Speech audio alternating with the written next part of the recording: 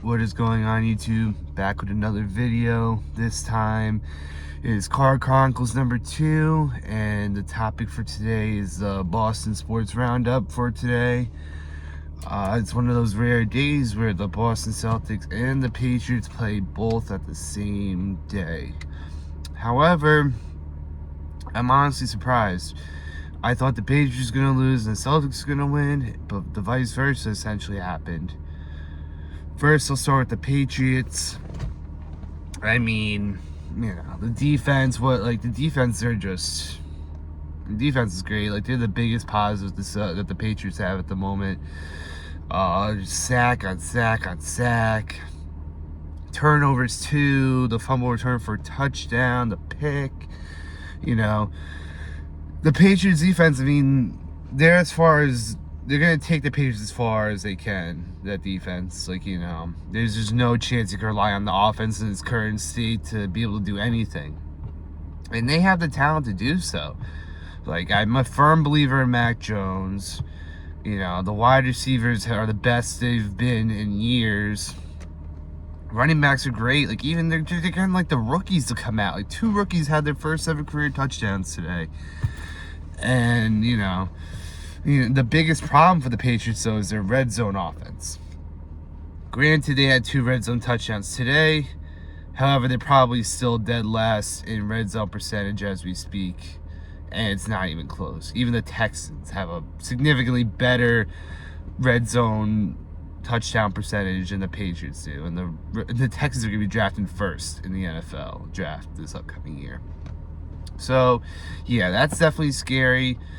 But regardless, you take a 7-6 record at this time of year, especially with how shitty the offense has been for the Patriots.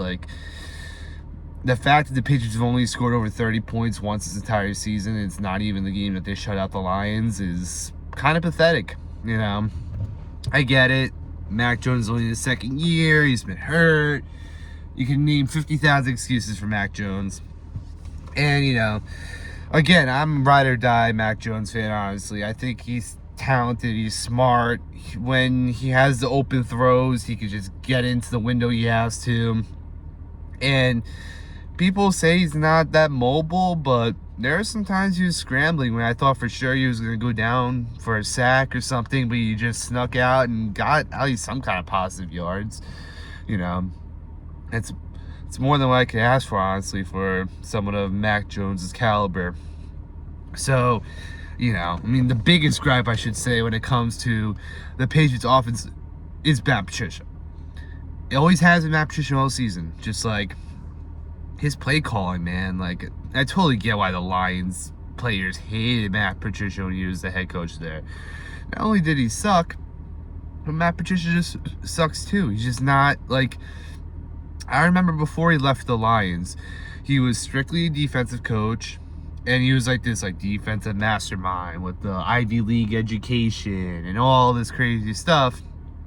He goes to the Lions, does garbage, comes back, and now he's a senior football analyst and a QB coach, and he's doing a bunch of stuff that he's just not qualified for. And I don't know, I get it. In Bill we trust. Bill Belichick is such a great coach, and even with the struggles and the problems he has and all the responsibilities he takes year by year, being both a head coach and a GM, it's just, I don't know. I feel like something's got to change after this year. Bill Belichick's on borrowed time, I feel like. Even with, I wouldn't say his seat's hot. It's hard to be a 6-time Super Bowl champion coach and say you're on the hot seat, but it's been 3 years. I sound spoiled for saying it, but it's been about 3 years since the last time the Patriots were really relevant. Maybe even 4 or 5 years at this point. Regardless, though, even if it's not obviously Bill Belichick's going to be the head coach for as long as he could possibly coach. But Matt Patricia's got to do something else. If they just put him in a quiet, isolated room with just a notepad, a TV, And his cell phone, I guess. Yeah, he can have his cell phone too. But, like, regardless, like, he just needs, like, minimal responsibility and just use whatever brain power he has to scheme something. Just not offensive plays. Anything but the offense. Like, regardless, though, like, just to dive in a little further, honestly, like, even with, like, all the screen passes, I think Mac Jones had a career high in screen passes today, and that's saying something, dude. I feel like every single game I've watched for the Patriots is always the screen pass here, screen pass there. But, like, I think he hit the double digits today in screen passes. That's very impressive. That's, like, there's not trusting your quarterback, and there's throwing 15 screen passes in a game. Like, you gotta throw the ball down the field. Like, there's just... When Cliff Kingsbury has more faith in Colt McCoy to friggin' go for a fourth down than Matt Patricia has on friggin' Mac Jones, a first-round pick only a couple years ago, like 2 years ago at this point, there's definitely something wrong. And, of course, got to talk about the Cardinals. It's not just about the Patriots, It sucks that Kyle Murray likely has a torn ACL. He's going to be out for the season. I mean, granted, the Cardinals weren't going to the playoffs regardless, but if Kyle Murray was in that game, it would have been a way more enjoyable game just by a football perspective. And yeah, Colt McCoy had a decent game, but Kyle Murray's just way more electric in every single way. And then, yeah, just a lot of injuries, a lot of just bad plays, and just, the refs. I mean, I feel like everybody complains about the refs. That's just a drawn-out thing at this point. But, yeah, the refs just suck. It doesn't matter what sport, whether it's basketball, football, baseball, hockey, lacrosse. Like, at the end of the day, refs are humans and are going to make errors. But some of the calls I saw today were egregious. Like, there was a pass interference. I believe it was on Jonathan Jones, maybe? But regardless, a Cardinals player is going down the sideline.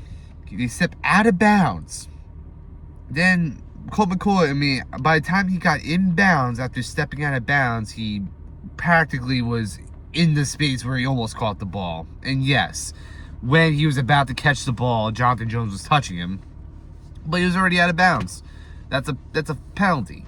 You can't be stepping out of bounds, coming back in, making a catch. And then they called on AJ Green later in the game, too. So it's just inconsistent calling. It's just bad. It's just, it's frustrating. Like, even with the win, like, I'm not confident in the Patriots. Like, next game they have is the Raiders, which should be a win. I hope it's a win. Because then the last couple games is like the Bills and the Dolphins and the Bengals. They're definitely not in that order, but those are like the last three teams the Patriots have to face.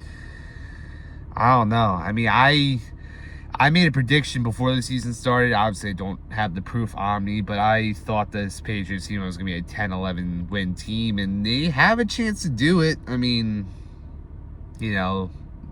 hypothetically, if they win next week against the Raiders, all they got to do is win 2 games out of their last 3 to go to the 10 wins I expected this season. But again, this offense, like, I just don't know. I can't even be excited about the Patriots. Like, I haven't been excited about the Patriots all season, because even when they do win and have those fun games, it's like, it's never been a complete and utter domination on the Patriots' part. That's the main thing I miss with Tom Brady. I remember just like when the Patriots were just simply better than the other team, Tom Brady could just make them suffer and just pay. Like, the game I'll never forget was years ago, back when Randy Moss was still on the team. It was a snow game between the Titans and the Patriots. I believe it was like 59-3 by the end of the game, something ridiculous. And like, Tom Brady got pulled in like the third quarter after throwing like 6 touchdowns, and like he could have easily gone for the single game record, but Belichick was like, nah, we'd rather not waste your godly performance. So yeah, like, I'll give Mac Jones until the end of his rookie contract, and if he's still not like progressing, like if he takes another step back from this year, I don't think he's worth picking up for a second contract. It's just not worth it, you know. Quarterbacks already get paid too much as it is, for the most part. Unless if you're like a top echelon quarterback. Even then, you're crippling your team for a top quarterback. So, Bill Belichick's not about that life. He's probably going to just throw in Bailey Zapp or sign a new quarterback. Well, draft a new quarterback, I should say. But, yeah, that's it. That's my piece on the Patriots. And now we go to the Boston Celtics. Oh man, Boston Celtics. I mean, when I'm recording this video, the game is still technically going on right now, but I just saw enough. You know, the Celtics have had a great season so far. The best record in the league still, I believe. If not, they're tied for the best record. Like, they've looked unstoppable for the most part. Like, top to bottom. You know, it starts with Tatum and Brown doing their thing, and then all the shooters around them. When they make their shots, they win their games. But unfortunately, this was just one of those games. They just couldn't make their shots. Just terrible shot selection, boneheaded moves. And I swear, man, something about Kawhi Leonard and Paul George whenever they play the Celtics, they like, I don't know if it's their pure hatred for Boston that just courses through their brains, their veins to cause them to play how they play against the Celtics. But Kawhi was not having Kawhi-like numbers leading up to this game. And I know he's not the same as how he used to, but he still has the talent and capabilities of being a great player and bringing the Clippers deep if he has gas left in the tank by the end of the season. So, like, you know, like, yeah, Paul George and Kawhi Leonard are really good players, and I don't know. It feels like a bit of a slap in the face when I'm watching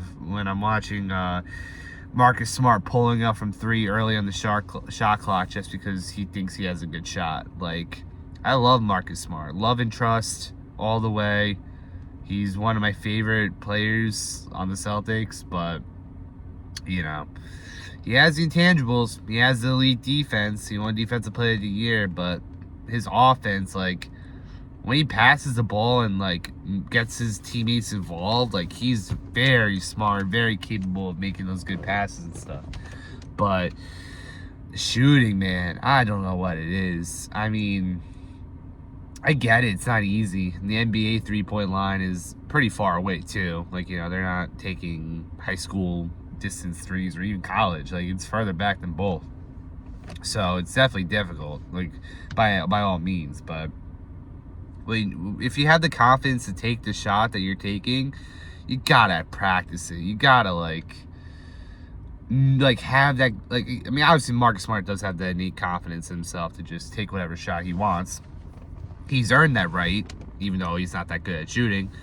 But regardless, it's like I can't even say Tatum had that bad a game. I'm pretty sure by the end of the game, he still had like 25, 26 points. But if you look at his field goal attempts versus field goals made, he made so many shots. Like, and then Brown, he was also taking some bad shots early in the shot clock and not making his shots. There was this one play where he kind of got away with a charge. And he kind of did a spin move, and he kind of just paused. And he, like, was expecting a call to be made. And, like, no call was made, and there's just like no one collapsing on him, so he could have just passed it out. But then he decided to go up for a shot, and then he didn't get the shot he wanted, so he just turned the ball over. Like, you know, Jaylen Brown and Jason Tatum has reached that point now where they're reaching their physical prime, their basketball prime. Like, you know, 25 to like almost 30 is like usually the time where the star players really blossom into who they are for the rest of their career, really. And, you know, Jason Tatum already first team All-NBA last season. Jaylen Brown's an all-star almost perennially now, too. Like, the Celtics have the pieces. They are going to go far. I don't think any team can beat them in a 7-game series right now, but, you know, it just wasn't their night tonight. Simple as that. Hopefully, I mean, I don't know. I mean, I think this is also their first back-to-back losses all season, too, which, again, is impressive considering they've almost played 30 games at this point. Like, we're almost getting to the halfway point now, and the Celtics still have single-digit losses on the season. Like, that's a great start. Celtics last season, they started off so slow that by the time they caught up to everybody else and blew ahead, you know, the playoffs came around, they swept the Nets, and then this 2 7-game series really took a toll on the Celtics by the time they even hit the finals. Like, I remember, like, multiple times Tatum would just be like hanging over, just letting his shoulder dangle because he was just in pain. Like, he was just, like, his gas tank was on E, and he was pushing as hard as he can until he couldn't anymore. And, you know, regardless, I mean, I have full faith in this team. I'm not saying the sky's falling by any means. If anything, I'm more happy that the Patriots won today, if anything, because, you know, now they're the 7th seed in the wild card, and, you know, who knows, maybe my prediction may come true about not all 4 teams making it and 1 team choking the week 18. You never know. But yeah, I guess that's it for today's video. Kind of relatively short compared to my last video, but, you know, like, comment, subscribe, you know how it is. I haven't gotten any likes or anything really, but, you know, hopefully one of these videos bang eventually. I'm fingers crossed. I'm gonna keep on posting videos and keep on trying to manipulate the algorithm until things go my way. We'll see. But thanks for watching.